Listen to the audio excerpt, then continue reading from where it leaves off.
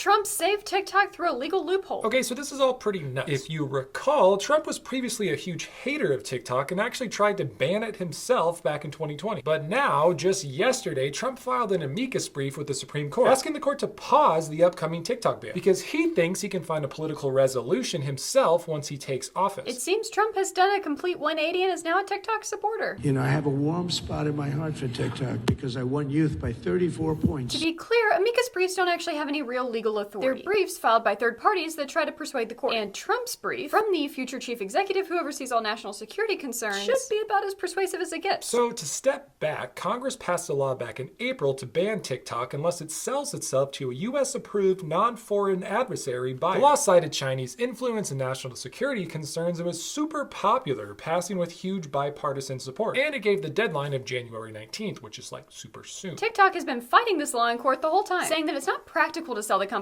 and certainly not that fast, and that it violates First Amendment free speech. The Supreme Court has now stepped in and will ultimately decide if this ban is legal or not. But that decision will take longer than January 19th. So supporters of TikTok are hoping that the court will pause the ban until they decide. And with Trump's amicus brief asking for exactly that, it's possible. But let's say the Supreme Court upholds the ban and it takes effect in a few months. Very bad news for TikTok. But with Trump as president, there's a legal loophole here that could make the ban effectively useless. If you recall, the law says that TikTok will be banned unless it's sold to a US-approved company. Who decides what sale is US-approved? The president does, so Trump. Meaning TikTok could sell to a company in a kind of wink-wink arrangement where it still does what it wants. But Trump and his interagency team decide this is good enough and the app continues on.